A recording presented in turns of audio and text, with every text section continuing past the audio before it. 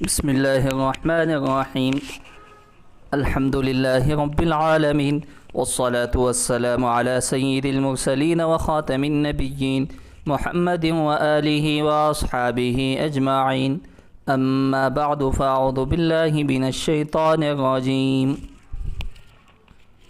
اذ قال له ربه اسلم قال اسلمت لرب العالمین صدق اللہ العظیم۔ معزز سامعین، ہم آج آپ کے سامنے قربانی کے متعلق کچھ اہم مسائل پر گفتگو کریں گے انشاءاللہ۔ قربانی یہ انتہائی اہم عمل ہے۔ اللہ کے نزدیک قربانی کے دنوں میں قربانی سے بڑھ کر کوئی عمل نہیں ہے۔ سب سے زیادہ اللہ کو محبوب اور پسندیدہ عمل قربانی کا عمل ہے، اور اللہ تبارک و تعالی قربانی کے ہر عضو کا بدلہ دیتے ہیں، یہاں تک کہ اس کے سینگوں کا، کھروں کا، اس کا بھی اللہ بدلہ دیتے ہیں۔ اور زمین پر جانور کا خون کا خطرہ گرنے سے پہلے اللہ تبارک و تعالی اس کو قبول فرماتے ہیں، اپنی رضامندی نصیب فرماتے ہیں۔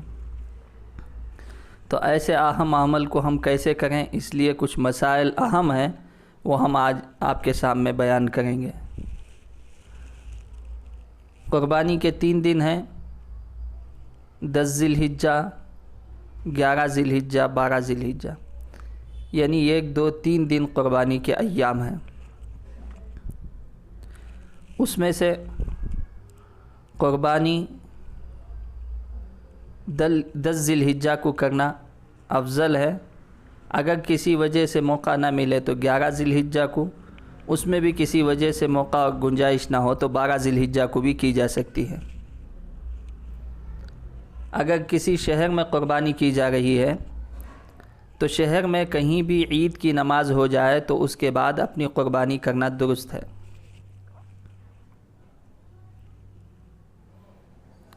عید کے دن شہر میں کسی بھی جگہ عید الاضحیٰ کی نماز ہو جائے تو اس کے بعد قربانی کرنا درست اور صحیح ہے۔ بہتر اور افضل یہ ہے کہ آدمی خود اپنے ہاتھ سے اپنا جانور ذبح کرے۔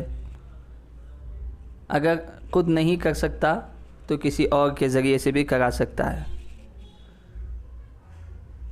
دن ہی میں قربانی کرے، رات میں قربانی کرنا مکروہ لکھا ہے حضرات فقہا نے، اس وجہ سے کہ جہاں پر روشنی کا صحیح نظام نہ ہو وہاں پتہ نہیں چلتا کہ پورا جانور ذبح ہوا ہے یا کچھ خون اندر ہی جسم میں باقی رہ گیا ہے۔ اس کا پتہ نہ چلنے کی وجہ سے مکروہ لکھا ہے۔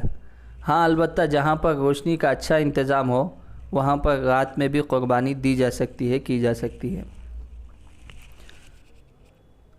چھوٹے جانور میں ایک ہی حصہ ہوتا ہے، ایک آدمی کی جانب سے قربانی کی جاتی ہے، لیکن جہاں تک بڑے جانور کی بات آتی ہے، اونٹ ہے، بھینس ہے اور اسی طرح بیل وغیرہ ہے، تو اس میں 7 آدمی شریک ہو سکتے ہیں۔ لیکن یہ بات ذہن نشین رہنی چاہیے کہ 7 آدمی اللہ کے لیے قربانی دے رہے ہو، کسی کا مقصد گوشت کھانا نہ ہو۔ اگر کسی ایک کی نیت میں بھی فطور آ جائے تو سب کی قربانی ضائع ہو جائے گی، بیکار ہو جائے گی۔ اس کا لحاظ بہت ہی ضروری ہے۔ یہاں پر بہت سارے حضرات ایک مسئلہ یہ پوچھتے ہیں، کیا حضرت عقیقے کا حصہ بھی بڑے جانور میں ہم لے سکتے ہیں؟ ہاں، لے سکتے ہیں۔ جتنی عبادتیں ہیں، عقیقہ ہے، قربانی ہے، سب کے حصے ایک ہی جانور میں لے سکتے ہیں، لیکن دوسری نیت سے قربانی نہ کریں۔ مثلا ایک حصہ میں دکان میں فروخت کرنے کے لیے، بیچنے کے لیے لیتا ہوں، اس نیت سے حصہ مل رہا ہے تو اس کی قربانی صحیح نہیں ہوگی، اور دیگر تمام 6 شرکاء کی بھی قربانی درست نہیں ہوگی۔ اور قربانی کا گوشت 3 حصوں میں تقسیم کرے، یہ مستحب ہے، افضل ہے کہ ایک حصہ اپنے لیے رکھے، ایک حصہ اپنے رشتہ داروں کے لیے، اور ایک حصہ غرباء، یتامى، فقراء کے لیے متعین کر دے۔ یہ مستحب عمل ہے۔ لیکن اگر کوئی شخص پورا ہی گوشت اپنے پاس رکھنا چاہتا ہے تو اس کی بھی شریعت نے گنجائش دی ہے، اجازت دی ہے۔ اور اسی طرح کچھ اہم مسائل اس میں اور بھی ہیں، انشاءاللہ پھر کسی موقع سے آپ کے سامنے بیان کیے جائیں گے۔ یہ قربانی کے متعلق چند اہم مسائل تھے جو آپ حضرات کے سامنے بیان کر دیے گئے ہیں۔ اب ایک اہم مسئلہ ہم بتا کر اپنی بات ختم کرتے ہیں۔ مثلاً باہر مقیم شخص، سعودیہ میں یا باہر کہیں بھی رہنے والا شخص اگر ہندوستان میں اپنی قربانی کرانا چاہتا ہے تو اس کی عید الاضحیٰ عام طور سے ایک دن پہلے ہو جاتی ہے اور ہندوستان میں ایک دن بعد ہوتی ہے۔ تو وہاں کی قربانی، وہاں شخص رہنے والا اگر اس نے 10 ذی الحجہ ہی کو یہاں پر قربانی کرانا چاہا تو فقہا نے کہا یہاں پر 10 ذی الحجہ نہ پائے جانے کی وجہ سے اس کی قربانی درست نہیں ہوگی، بلکہ وہ یہاں کی عید کے مطابق، جبکہ سعودیہ میں دوسرا دن ہوگا، یہاں پر قربانی کروائے۔ یہ فقہا نے مسئلہ لکھا ہے۔ یہ بھی بہت سارے احباب پوچھتے ہیں، اس وجہ سے یہ بھی عرض کر دیا گیا ہے۔